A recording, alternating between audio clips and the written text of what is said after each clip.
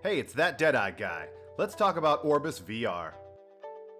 OrbusVR is an early access, massively multiplayer online role-playing game built for the HTC Vive and Oculus Rift VR platforms. It went up for sale back in December, and I've just gotten around to tinkering with it. Now, I haven't put tons of hours into this title, something that's really required to give a good deep dive into an MMO, but I really wanted to get some thoughts out on this particular game, because it is the beginnings of the kind of title that I dream about someday coming to VR. The story and overall world seems to push a pretty standard fantasy setting. Magic, goblins, medieval towns, cool armor, the whole 9 yards. I haven't encountered anything unique from a lore perspective just yet. You're a new hero that is training to become what is essentially a professional adventurer. You get caught up in a fairly shallow political storyline, but are free to engage in any of the side quests you'd like along the way. The classes available at the moment are Ranger, Musketeer, Warrior, and Rune Mage. The developers did a great job distinguishing each of the classes as they play extremely differently. Orbus handles its classes much like Final Fantasy XIV handles jobs. You can freely change between each of the classes by simply equipping the weapon associated with that class. Want to be a warrior? Equip a sword. Want to be a ranger? Equip a bow. You get a base level weapon for each class right at the beginning of the game, and the level you are is unique to the weapon. I can go from a level 6 warrior to a level 1 ranger on the same tune just by equipping a bow. I decided to go the route of the warrior, while a buddy that I was playing with went musketeer. I was curious how they would keep the style of melee fighter interesting, as in VR I'd basically just be constantly flailing my arms around to try to deal damage. As the tank class, your shield is your bread and butter with its ability to negate damage and protect allies.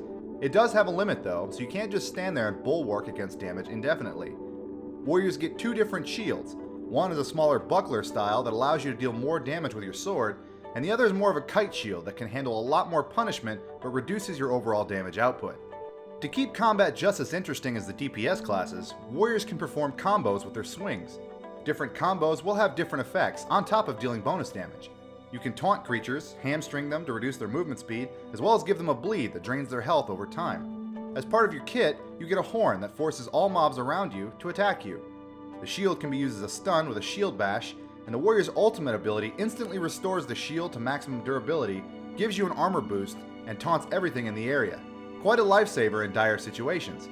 I haven't tinkered with the other classes just yet, but my friend was definitely enjoying the musketeer's wide range of versatility, throwing out damage, healing, and status effects as the situation requires. Roaming around with a buddy was actually a lot more fun than I thought it would be. A lot of the quests near the beginning are pretty standard. Go here, kill these, come back. But they never really seemed boring or tedious because each fight was a nice little aerobic bout with a digital monster. Exploring the world was interesting by itself, and this was probably one of the first VR communities I've been a part of that was overall extremely civil and helpful. Everyone was willing to help out new players with figuring out where to go and what to do. The bad parts about Orbus are mainly related to the fact that it is so early access. I encountered a lot of bugs in this game, and loading times between the invisible zone areas was tedious. Crashes were pretty regular, probably about once or twice an hour. The server was also having network problems every time I played.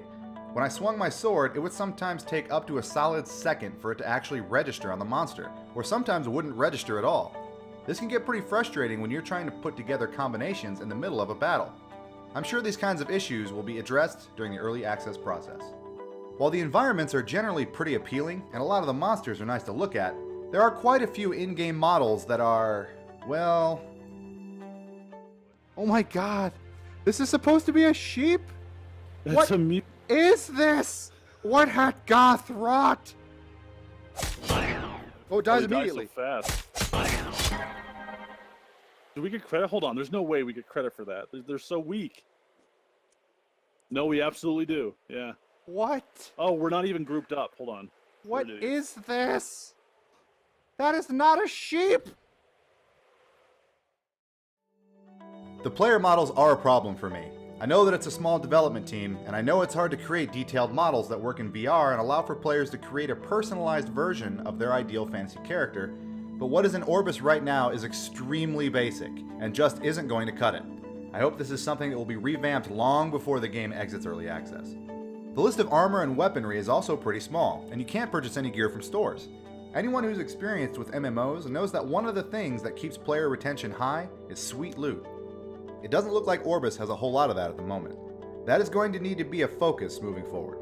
There's a pretty neat fishing and alchemy system here as well, but it's really just the humble beginnings of something that could be really cool. The fishing is a bit janky, and I'm not sure how much I like the fact that you can waste all the materials you gathered to make a potion because the game bugged out while you were trying to create it. We'll see how much tighter those systems get. A deep, engaging fantasy MMO was one of the genres I was looking forward to the most when I first purchased a VR headset. They are expensive to develop and hard to maintain, but the thought of exploring a persistent and massive world, delving into dungeons with my friends in a virtual space, sounded like it would be an absolute blast. OrbusVR is the first real stab at making that a reality. While it's got some problems in its early state, I think it makes a good argument for bigger developers to enter into this market so we can see what a AAA VR MMO would look like.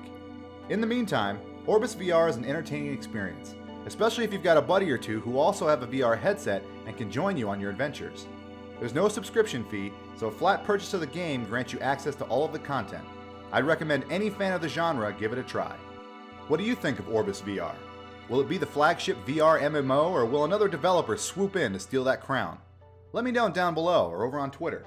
If you'd like to support me, why not give this video a thumbs up and subscribe to the channel? Until next time.